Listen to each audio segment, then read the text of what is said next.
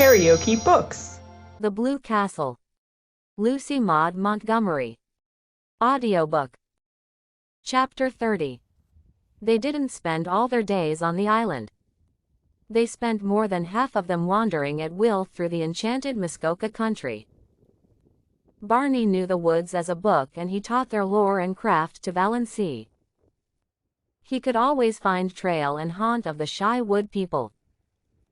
Valency learned the different fairy likenesses of the mosses, the charm and exquisiteness of woodland blossoms. She learned to know every bird at sight and mimic its call, though never so perfectly as Barney. She made friends with every kind of tree. She learned to paddle a canoe as well as Barney himself. She liked to be out in the rain, and she never caught cold.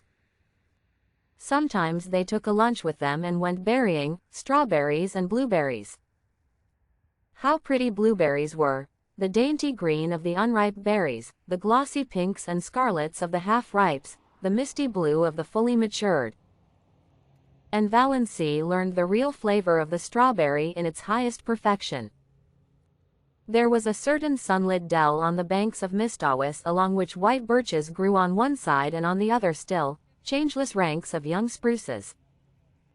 There were long grasses at the roots of the birches, combed down by the winds and wet with morning dew late into the afternoons. Here they found berries that might have graced the banquets of Lucullus, great ambrosial sweetnesses hanging like rubies to long, rosy stalks.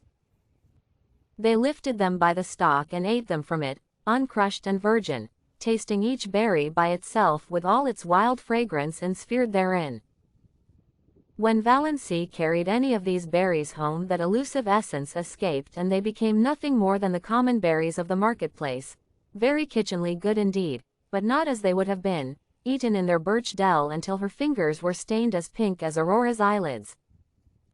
Or they went after water lilies. Barney knew where to find them in the creeks and bays of Mistawis. Then the Blue Castle was glorious with them, every receptacle that Valency could contrive filled with the exquisite things. If not water lilies, then cardinal flowers, fresh and vivid from the swamps of Mistawis, where they burned like ribbons of flame. Sometimes they went trouting on little nameless rivers or hidden brooks on whose banks naiads might have sunned their white, wet limbs. Then all they took with them were some raw potatoes and salt. They roasted the potatoes over a fire, and Barney showed Valency how to cook the trout by wrapping them in leaves, coating them with mud and baking them in a bed of hot coals. Never were such delicious meals. Valency had such an appetite it was no wonder she put flesh on her bones. Or they just prowled and explored through woods that always seemed to be expecting something wonderful to happen. At least, that was the way Valency felt about them. Down the next hollow, over the next hill, you would find it. "We don't know where we're going, but isn't it fun to go?" Barney used to say. Once or twice night overtook them, too far from their blue castle to get back. But Barney made a fragrant bed of bracken and fir boughs, and they slept on it dreamlessly, under a ceiling of old spruces with moss hanging from them, while beyond them moonlight and the murmur of pines blended together so that one could hardly tell which was light and which was sound. There were rainy days, of course, when Muskoka was a wet green land. Days when showers drifted across Mistawis like pale ghosts of rain, and they never thought of staying in because of it.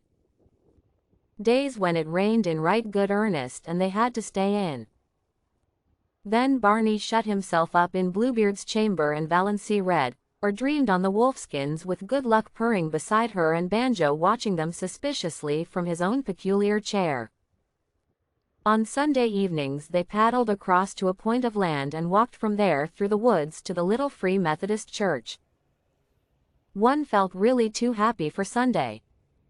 Valency had never really liked Sundays before. And always, Sundays and weekdays, she was with Barney. Nothing else really mattered. And what a companion he was. How understanding. How jolly. How Barney-like. That summed it all up. Valency had taken some of her $200 out of the bank and spent it in pretty clothes. She had a little smoke blue chiffon which she always put on when they spent the evening at home, smoke blue with touches of silver about it. It was after she began wearing it that Barney began calling her Moonlight. Moonlight and blue twilight. That is what you look like in that dress. I like it. It belongs to you. You aren't exactly pretty, but you have some adorable beauty spots. Your eyes. And that little kissable dent just between your collarbones. You have the wrist and ankle of an aristocrat. That little head of yours is beautifully shaped. And when you look backward over your shoulder you're maddening, especially in twilight or moonlight. An elf maiden. A wood sprite. You belong to the woods, Moonlight, you should never be out of them. In spite of your ancestry, there is something wild and remote and untamed about you. And you have such a nice, sweet, throaty, summery voice. Such a nice voice for love-making. Sure and, you've kissed the Blarney Stone, scoffed Valency. But she tasted these compliments for weeks. She got a pale green bathing suit, too, a garment which would have given her clan their deaths if they had ever seen her in it. Barney taught her how to swim.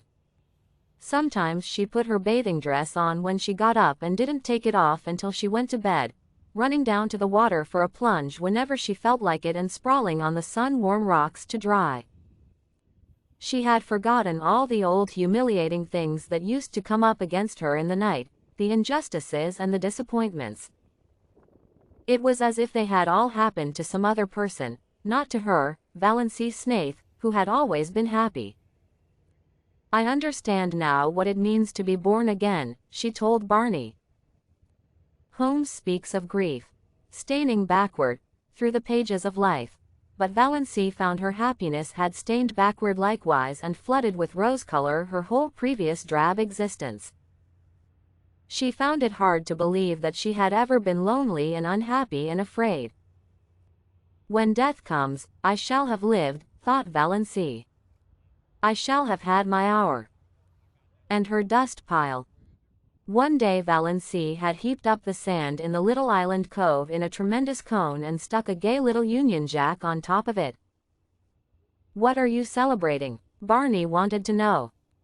I'm just exorcising an old demon, Valency told him. If you liked what you heard, please subscribe to the channel.